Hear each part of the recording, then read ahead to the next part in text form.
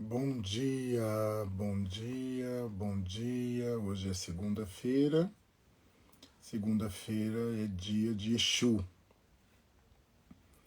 Eu sei que o horário não é melhor, não é um dos melhores horários, né, pra gente fazer uma live, mas eu quero deixar aqui, né, quer dizer, eu sempre deixo as minhas reflexões aqui e eu gosto de falar com as ideias borbulhando, né, na cabeça, né, as encruzilhadas, as sinapses encruzilhadas acontecendo. Então eu tento não deixar para depois para não perder o fio condutor, né, da conversa, para não perder a ideia com as quais eu acordo, né, e já estão ali borbulhando na minha cabeça. Ontem nós tivemos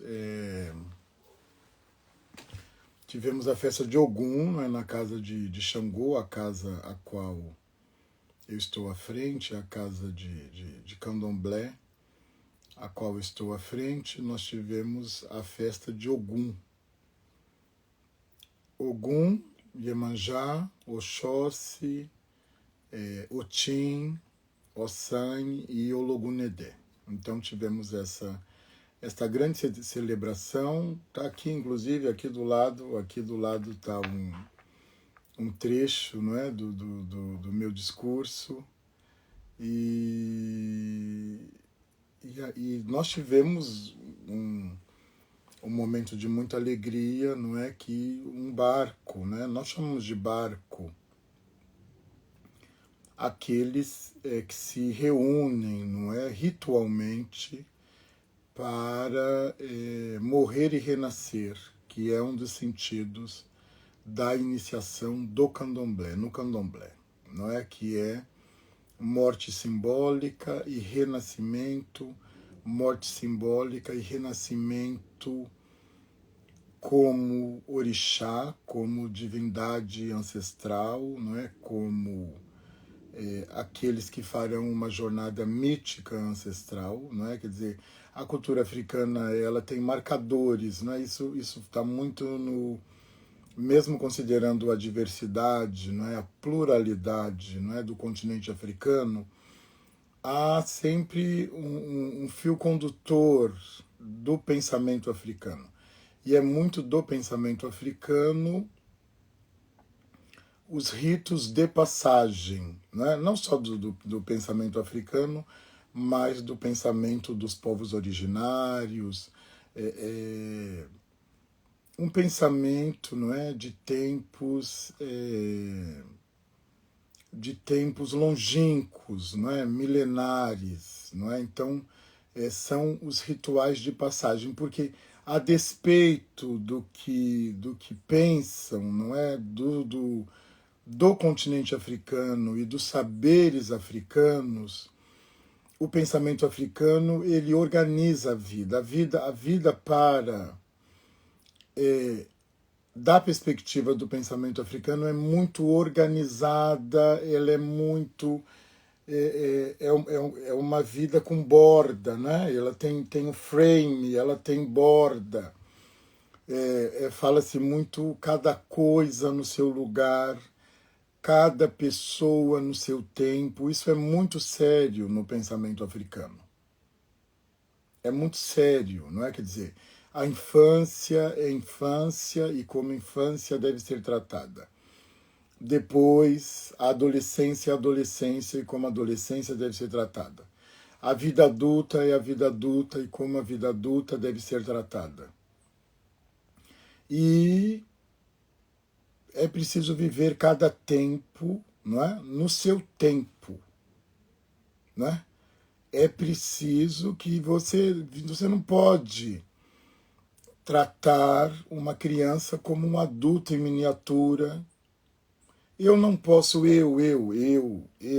professor Sidney, Babalorixá Sidney de Xangô, eu não posso, não é, no auge dos meus 54 anos, que eu amo os meus 54 anos, não é? Eu não posso me comportar, não é? como uma criança de 2, 3 anos, como um bebê, não é? Quer dizer, eu não posso me comportar como um adolescente, eu não posso, não é? Quer dizer, eu tenho que me comportar de acordo com o lugar assumido, não é? Então, isso está muito no pensamento africano, muito no pensamento africano, não é? Na sociedade ocidental, é tudo muito confuso, não é? Quer dizer, as pessoas... vide, não é? Quer dizer, um exemplo, um simples exemplo que eu vou trazer para vocês, dá conta da confusão que nós vivemos, que o número, não é, de filhos, filhas, o número de crianças, de bebês, sem o nome do pai no registro. O número de pais que abandonam a paternidade com muita facilidade. Não é? Isso é sobre o quê? Isso é sobre não assumir o lugar devido, não é? O lugar que você deveria estar, não é? Então é sobre isso. Você tem que assumir o lugar. Isso a metáfora, não é, de Exu, de que ele é um maestro, não é? A minha proposta metafórica para Exu é que ele é um maestro e ele está regendo as trocas no mercado Aie, e ele está regendo a nossa vida, não é? E estamos tocando e dançando com Exu. Isso quer dizer que ele rege para a ordem, para a disciplina, para a harmonia melódica existencial. Então, para que você mantenha a harmonia melódica existencial, você precisa tocar um instrumento afinadamente, de acordo com a sua idade cronológica, né? De acordo com o tempo vivido, de acordo com os tempos que você já vivenciou, não é? Então, me parece que nós temos um problema sério, não é? De falta de autorresponsabilidade e comprometimento, não é? Com a idade vivida, com o tempo vivido, não é? E eu me lembro, né? Quer dizer, acho que toda mãe fala isso num dado momento para o filho, para a filha, acho que toda mãe fala, todo pai. Você não é mais criança, né? Quando nós passamos para a fase adulta e temos que trabalhar e pagar as contas e ajudar nas despesas da casa e dividir as despesas e cuidar do próprio dinheiro e tal. E ao haver alguns escorregões, os pais falam, você não é mais criança, é verdade, não é? Quer dizer, é esse o... Não seja mais criança, né? Quer dizer, a criança ela pode só brincar, porque é da infância a brincadeira. Nós também podemos brincar, mas nós podemos brincar dentro dos limites da fase adulta, da idade adulta, dentro dos limites da maternidade, da paternidade, das relações afetivas. Nós temos que viver dentro dos limites, não é? Para a manutenção da melodia, da harmonia da melodia existencial, não é? E aí, então, nós tivemos ontem esse barco, Ana de Oxum, Aninha de Oxum, Hudson de Oxum, Bianca de Oxum,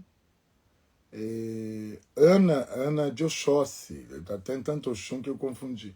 Ana de Oxóssi, 3 Oxuns, um Oxóssi e um Xangô.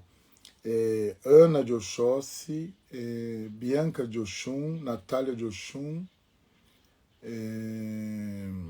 Hudson de Oxum e Pili de Xangô, meus filhos, né, meus filhos queridos. E é interessante, não é, que é um barco preto, não é? Quer dizer, ele é um barco de existências negras, é um barco preto. Esse barco é um barco preto.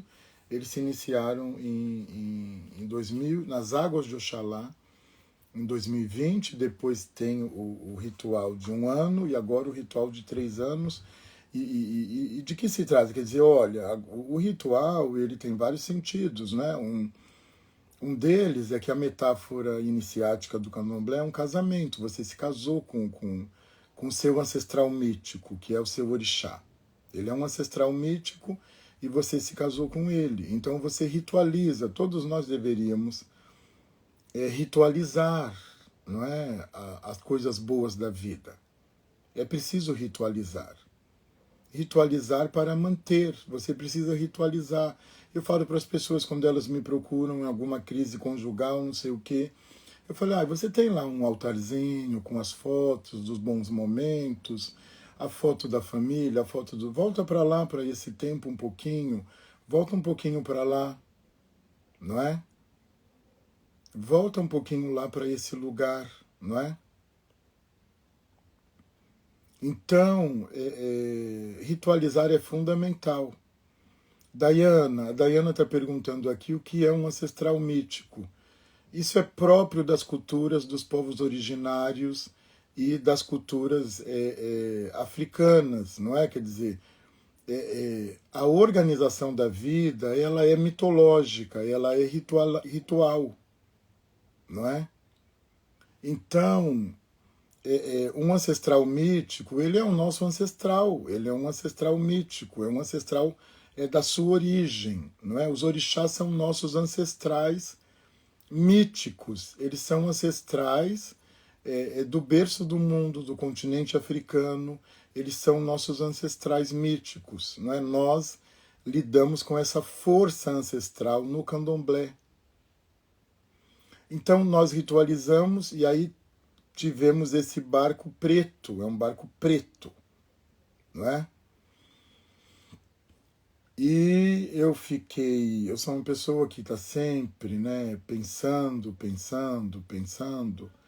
e eu fiquei olhando, muito feliz, eu estava tomado de uma alegria, porque também tem sido muito difícil, não é? Retornar, não é? Sobretudo a gente preta. Para a gente preta é muito difícil retornar à sua ancestralidade. A sua ancestralidade preta. É muito difícil, não é tarefa fácil. O racismo, não é? O racismo impede que nós façamos isso. É muito difícil, requer esforço, não é? Requer a quebra de barreiras, não é? Mas eu fiquei pensando em como eles chegaram e como eles estão hoje, depois de 3 anos de retorno, de dar as voltas, né, de desfazer as voltas na árvore do esquecimento. Né, desfazendo as voltas. Gente preta precisa desfazer as voltas na árvore do esquecimento. Não é? Quer dizer, havia uma árvore do esquecimento antes de pretos e pretas serem transportados como coisas, desumanizados para a escravização no Brasil, nas Américas, não é? 12 milhões nas Américas e 5 milhões no Brasil. Havia uma árvore de esquecimento, os homens deveriam dar 7 voltas e as mulheres 9 voltas para se esquecer. Então nós, pessoas pretas, não é? Nós também estamos tomados por essa grande força histórica da árvore do esquecimento.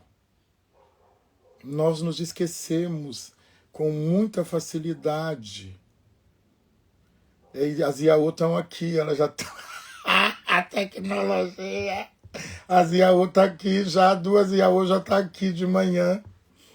Devem estar exaustas já, mas elas viajaram, já estão no trabalho, já estão na luta. As Yaôs estão aqui, Ana e Joshossi e Natália, elas já estão aqui já. As Yaôs já estão na live, é a tecnologia. Os paladinos do preceito, eles ficam loucos comigo, né? Eles acham que a internet é interdito, né, para alguma coisa, hora essa. Não tem nada a ver com isso. Bom, esse é um assunto para outra conversa. E aí, a gente precisa se lembrar. E eu fiquei pensando, agora, no auge dos meus 54 anos, não é? Quer dizer, como faz diferença consciência racial, não é? Como consciência racial é uma coisa que faz tanta diferença na nossa vida, não é? Porque também, né, para além dos rituais, da magia preta ancestral, do aquilombamento e de tudo que nós fazemos no candomblé, que nós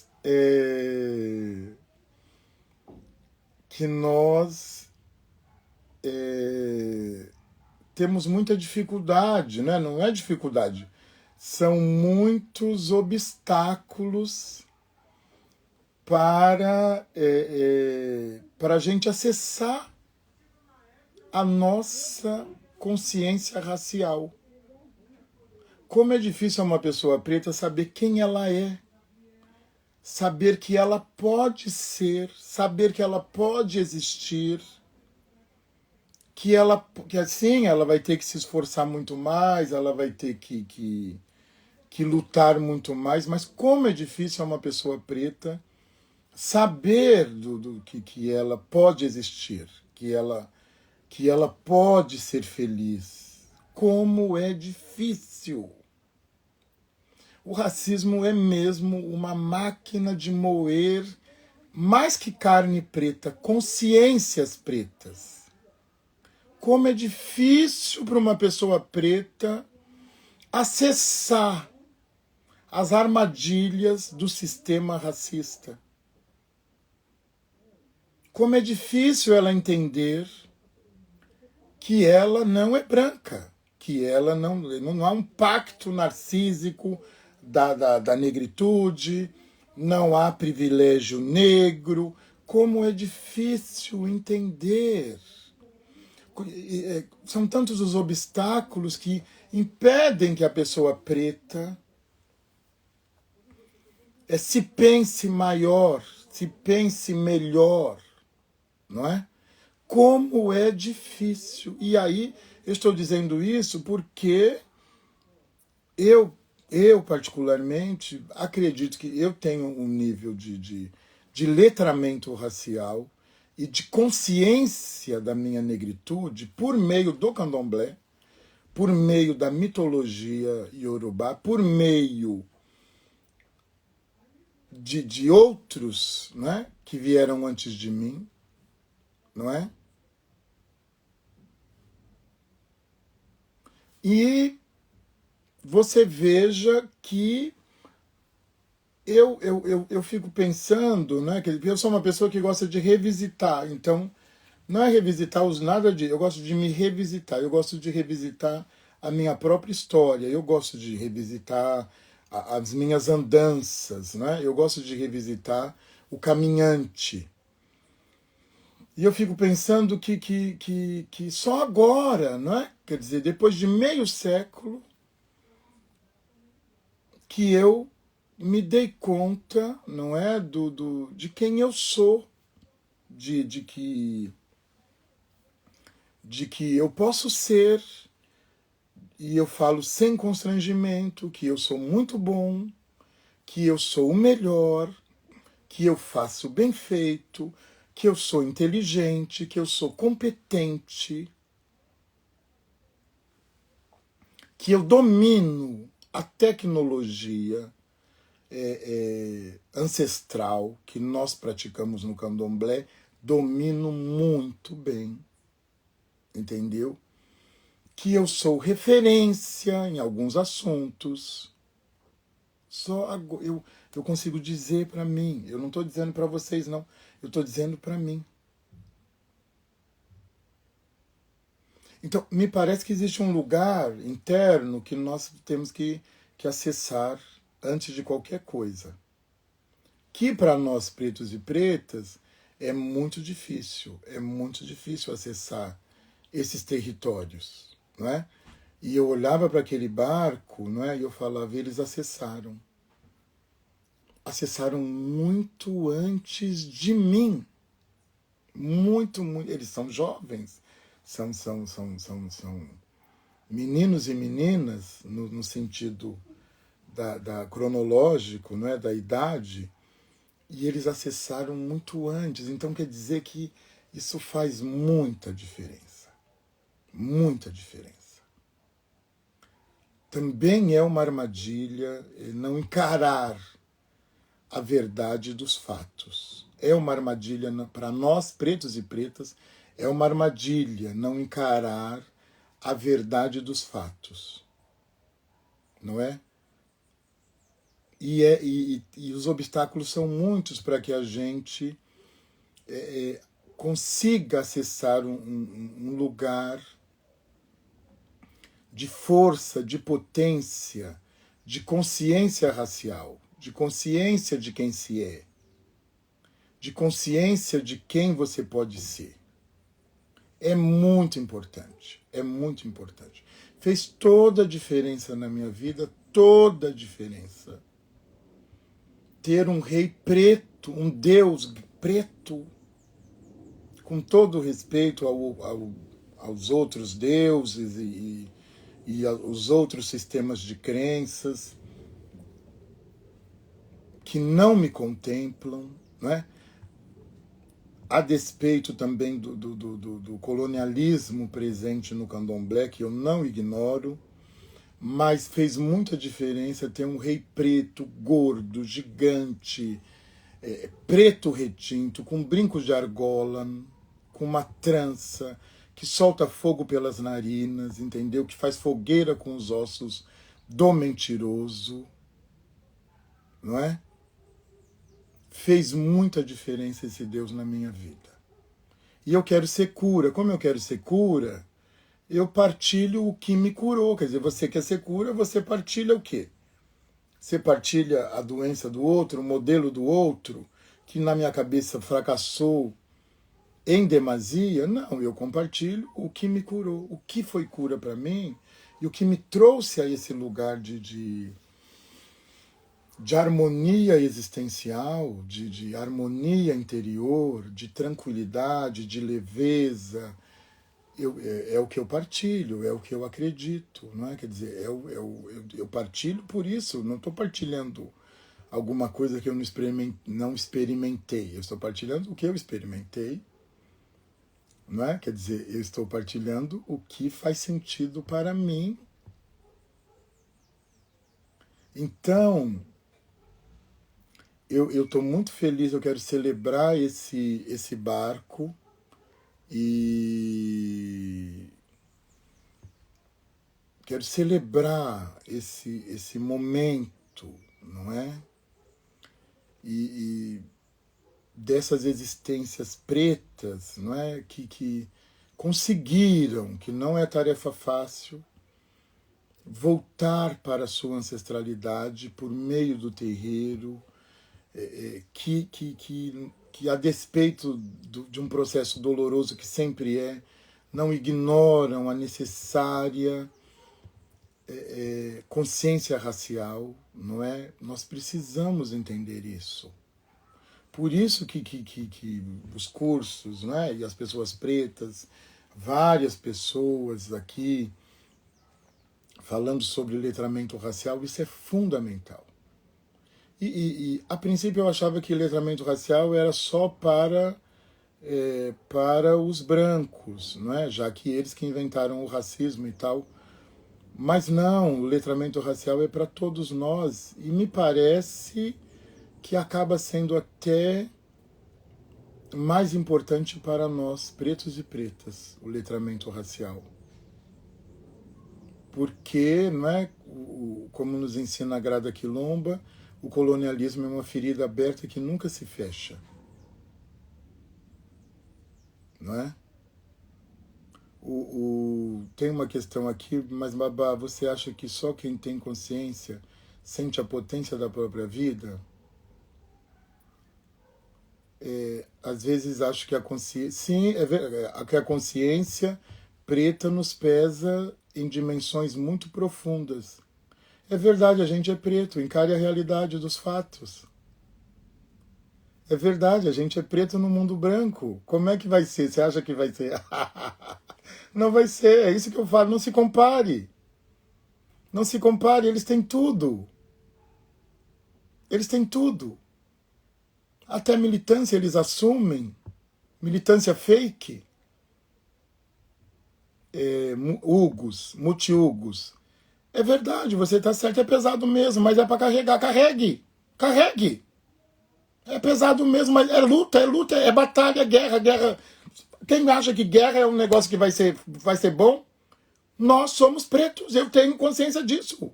Vai doer muito. Eu ando aqui no Itaim Bibi, as pessoas, elas se esquivam do meu corpo preto, elas vão se afastando. Algumas se assustam. É isso, eu sou preto, eu sei que eu sou preto. Eu sei que o racismo está atuando na percepção do mundo sobre nós. Mas nós não podemos nos furtar da consciência. Vai ser doloroso? Vai ser doloroso. Mas quando eu tenho consciência, eu sei quem é meu inimigo. Eu sei como é que ele age. Eu sei como é que ele age para não permitir que eu sobreviva, que eu tenha mobilidade social, que eu tenha ascensão, que eu tenha conforto, que eu tenha voz. Eu sei, eu preciso saber como é que você vai conseguir desfrutar de uma potência ancestral sem encarar a realidade dos fatos. Essa questão sua é fundamental. Até para você. Não é? Até para você saber com quem você está lidando. Não é? Não há cura sem encarar a doença. Então, não tem jeito. Pretos e pretas do Brasil, entendam, é doloroso, sim, é muito doloroso. Consciência racial é dolorosíssima. Assumir a negritude é muito doloroso, é muito difícil. Mas quando você acessa esse lugar, mesmo com dor, você sobrevive. Você se torna todo um legado ancestral. Você se soma a um legado ancestral. Não é? Então, sim, é difícil, mas nós não podemos nos furtar da verdade. Há 2 provérbios, 2 aforismos iorubás que eu adoro. A verdade não tem pressa e atalho não é caminho completo. Então, a verdade não tem pressa. Ela sempre vem. Ela não tem pressa porque ela é a verdade. A verdade é a verdade. A verdade é Xangô. É a justiça. E atalho não é caminho completo. Nós não podemos pegar atalho. Ai, pai, mas eu não quero, é tão doloroso encarar a verdade, o racismo, é tão difícil que eu prefiro fugir para o lado branco. Eu preciso ir para somos todos iguais, somos todos filhos de Deus, não é? Eu preciso fugir, não é? Mas é preciso. É preciso. Dayana, querida, que está aqui, Dayana Nascimentos, ela nos ensina a ingenuidade é estratégia colonial. A ingenuidade é a estratégia de dominação. Nós não podemos ser ingênuos. Eu não sou ingênuo, eu não sou ingênuo. Eu não sou ingênuo. Olha, eu vou falar para vocês uma coisa. Isso está muito na minha cabeça, sabe? Exu me trouxe essa palavra e eu tenho repetido várias vezes para pretos e pretas, sobretudo para pretos e pretas. Vencer, não é? Ou fracassar, com tudo a seu favor, com pacto narcísico da branquitude, com privilégio branco, com espelho branco, espelho de sucesso branco. Vencer desse jeito, ou fracassar, é fácil. Agora, vencer com todos contra nós, cara, eu vou falar para vocês, nós somos muito bons. Nós somos bons. Uma pessoa preta, não importa onde ela estiver, só de ela estar viva, ela já, para mim, já é um super-herói. É um fenômeno, porque uma pessoa preta viver nesse país, uma pessoa preta que você tem que lidar com racismo. Aí você tem que lidar com ódio dos brancos. Aí tem que lidar com a inveja dos brancos, se você conseguir um pouquinho de mobilidade social. Aí você tem que lidar com a raiva daqueles que também são negros, mas com passabilidade, e aí eles acabam sendo empurrados para o lado branco e começam a lhe ver como diferente. E aí você tem que lidar com o auto-ódio negro porque você está tentando ser negro. E tentando dizer que deixar pegadas, né, para aqueles que vierem depois, poderem caminhar. E aí você... Então, gente, olha, ser preto no Brasil é um... Eu não sei, realmente me parece que o legado ancestral veio para cá para isso, né, para pavimentar minimamente um caminho em que nós pudéssemos caminhar. Para mim, o candomblé é pavimento, é estrada para a gente poder caminhar. Né? Para mim, o candomblé que eu faço é esse candomblé. O meu candomblé é o candomblé de cura, é o candomblé de mobilidade social, é o candomblé de alegria, de felicidade, de ascensão. E esse é o candomblé que eu acredito. Né? Então, é isso mesmo, né? Nós precisamos reaver a nossa ancestralidade. Precisamos reaver aqueles que vieram antes de nós. Precisamos bater cabeça para eles. Precisamos Abdias do Nascimento, Lélia Gonzalez. Precisamos ler esses Sueli Carneiro, Djamila Ribeiro. Nós precisamos dessas pessoas, não é? Mesmo discordando com algumas coisas, nós precisamos. Nós precisamos criar um pacto também. Eu tenho pensado nisso, que a gente precisa criar um pacto narcísico da negritude. Quer dizer, negritude, na verdade, é sobre isso. Né? Quer dizer, quando a Aimé Césaire cunha, né, o termo, e tantos outros, é sobre isso, não é? Quer dizer, Beatriz Nascimento, que coisa maravilhosa. É isso. Coloquem nomes aqui desses queridos ancestrais da luta. Beatriz Nascimento, eu falo nela, eu fico emocionado, eu tenho vontade de chorar da Beatriz Nascimento. Tamanha relevância. Né? Nós precisamos nos orgulhar da negritude. Precisamos parar de só se voltar para as mazelas, para a desgraça, tudo bem, eu sei disso, mas a gente precisa também se colocar num lugar de felicidade, de alegria, de poder, que é real, que é muito real. Nós precisamos. Muniz Sodré, não é? Nós precisamos nos colocar nesse lugar. Porque a brancura, ela nos confunde muito. A brancura confunde. E é natural, isso é semiótico. Ela vai confundir, porque é um sistema semiótico que está atuando. Um sistema semiótico, ele quer dizer que é um sistema discursivo, imagético, que produz determinados sentidos. Não é? Então, Kabengele Munanga teve na minha banca de mestrado, maravilhoso.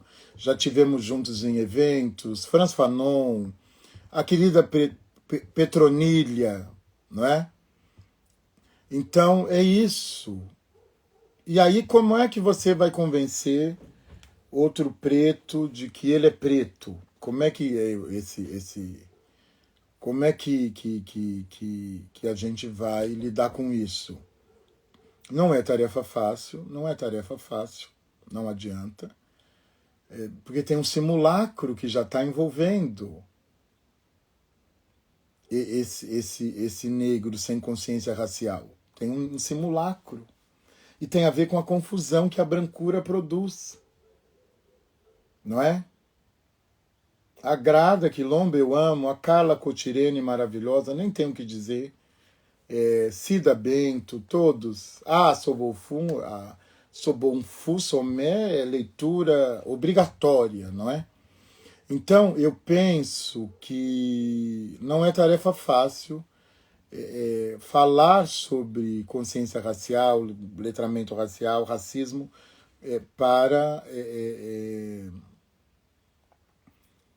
para existências negras, né, que em alguma medida estão tomadas, né, por uma ideia, não é, de brancura, não é? Então isso não é tarefa fácil.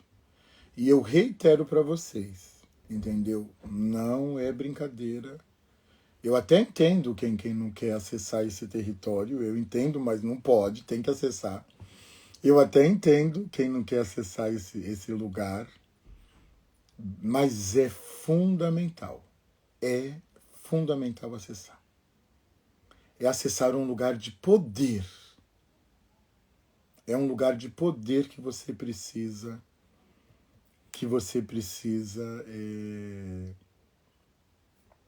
acessar, não é? Então era essa reflexão que ficou na minha cabeça esses dias todos de função na casa de Candomblé.